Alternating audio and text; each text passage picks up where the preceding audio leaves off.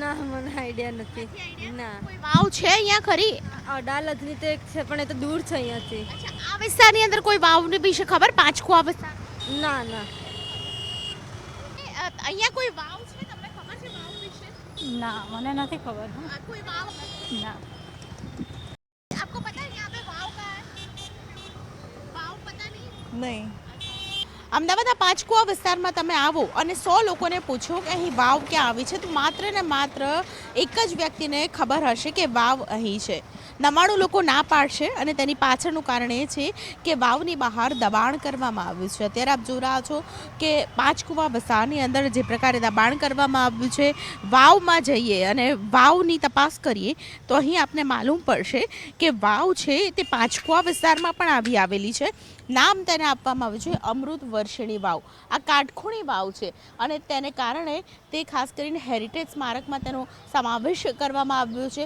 વર્ષો જૂની આ વાવ 1779માં આ વાવ છે તે તેનો આકાર પામી હતી અને બે ભિન્ન સ્તરે કમાનોના આકારની વિભિન્નતાને કારણે આ વાવ સૌથી વિશેષ છે. પરંતુ લગભગ કોઈને આ વાવ વિશે ખબર નથી. એક તરફ દબાણ છે અને બીજી તરફ વાવની જે પ્રકારે 2004માં પણ તેનું નવીનીકરણ કરવામાં આવ્યું હતું તેની તકતી પણ તમને અહીં જોવા મળશે. પરંતુ લોકો છે તે જાણતા નથી.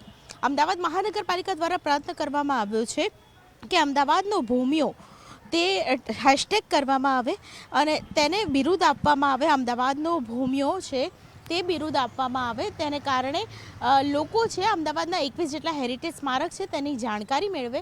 અત્યારે આપ જોઈ રહ્યા છો કે આ 2004માં જ્યારે નવીનીકરણ કરવામાં આવ્યું હતું તેની તકતી હતી અને હવે આપ વાવ જોઈ રહ્યા છો.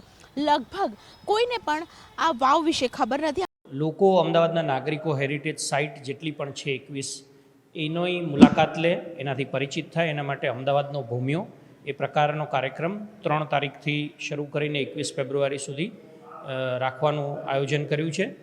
જેમાં અમદાવાદના નાગરિકોએ આ ઓછામાં ઓછા 21માંથી 10 સ્થળની મુલાકાત લેવાની, એમાં પોતાનો ફોટો અપલોડ કરવાનો અને હેશટેગ અમદાવાદનો ભૂમિયો અને અમદાવાદ એએમસી પર એને ટેગ કરવાનો અને ત્યાર પછી કુલ 3 એવા લોકોને પસંદ કરવામાં આવશે જેને 26 તારીખે જ્યારે અમદાવાદનો સ્થાપના દિવસ છે એ દિવસે પ્રશસ્તિપત્ર આપી અને સન્માનિત કરવામાં આવશે. પોતાની જે સોશિયલ મીડિયા છે એની અંદર એમણે અપલોડ કરવાનો છે અને એની સાથે એમણે હેશટેગ, જે 2 હેશટેગ કીધા છે, અમદાવાદનો ભૂમિયો હેશટેગ અને અમદાવાદ એએમસી અમદાવાદ, આ બંને હેશટેગને ટેગ કરવાથી એ એએમસીની વેબસાઇટ પર પણ રિફ્લેક્ટ થશે અને એના પરથી એએમસીને પણ ખ્યાલ આવશે કે કેટલા લોકોએ આ વિડીયો ફોટો અપલોડ કર્યા છે.